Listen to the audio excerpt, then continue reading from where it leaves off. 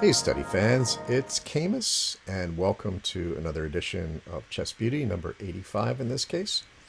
At the end of 84 we left you with this intriguing position, and this is white to play and draw. So have a go at it, and then I'll come back and discuss it. Alright, so I hope you had a good time trying to solve this one. I confess I was not able to solve this. It's actually a pretty complex study, but it's also an ingenious study. I should mention it's a study by Sergei Diduhk from 2004, and it was the first prize winner in the European Humor Tourney from that same year. The solution is quite amusing, and the study is actually quite complex. And it took me a while, even after seeing the solution, to figuring out, well, in particular, the key move. Before we discuss the key move, let's look at a try for white that doesn't work. Bishop to d6 is a logical try, and the idea of this move is rook h7 followed by rook g7 with a perpetual as the bishop guards the king's escape square. And this is one of the key ideas in the study.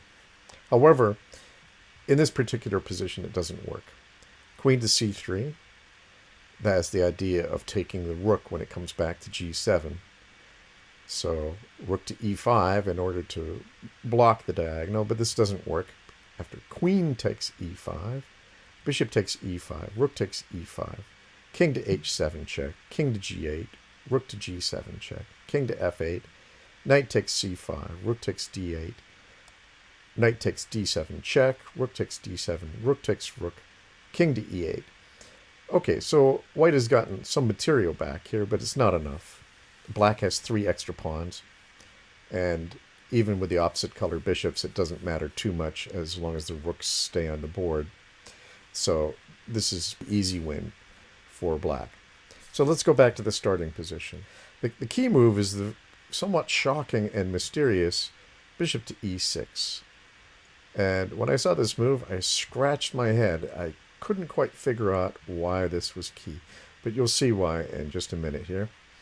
The idea of this move is to threaten checkmate. We're threatening rook takes h7 mate or rook to g8 mate. So obviously black must take this pawn. D takes e6 is forced. Now, in order to understand this move, let's look at an alternative position. Let's go back to the starting position for a second.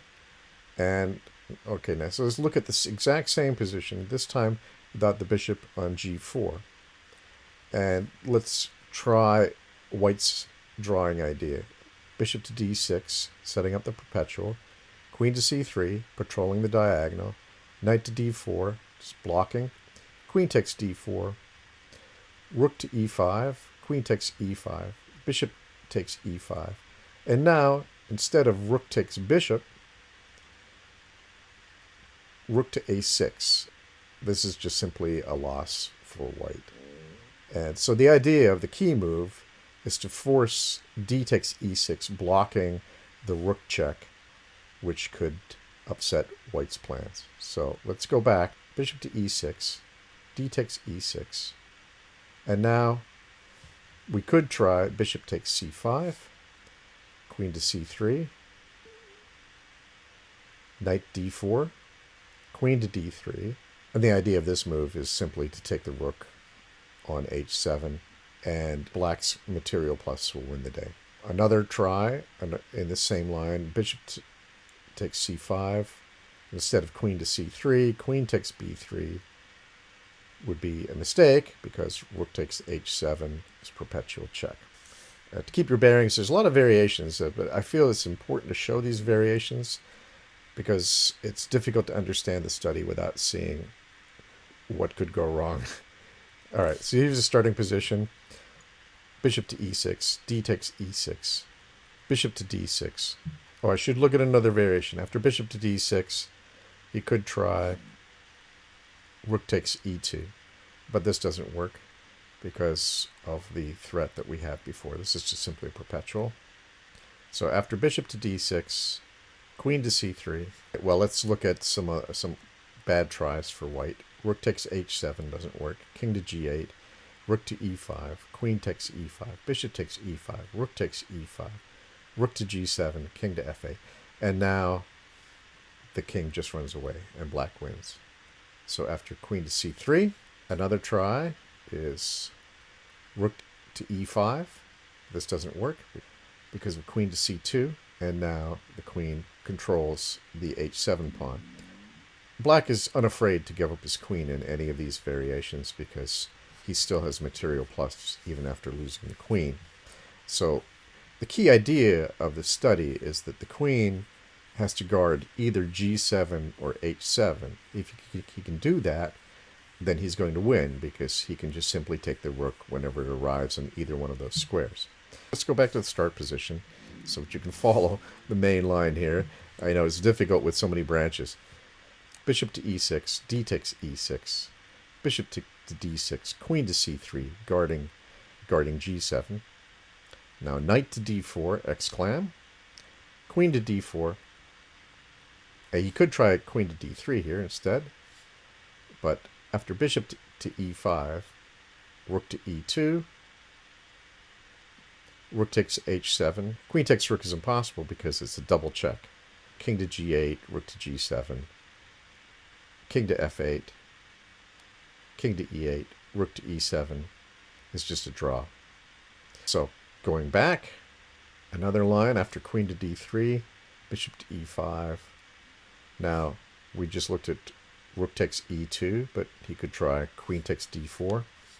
But then white has this surprising resource, rook to a2. And he's threatening checkmate here, so rook takes a2 is forced. And now rook to g6, discovered check. Rook takes e5, rook to g8, king to g8. And now we have a stalemate. White has two drawing ideas here, this perpetual check threat and the stalemate threat. And this forms the heart of this study. So let's go back once more to the starting position.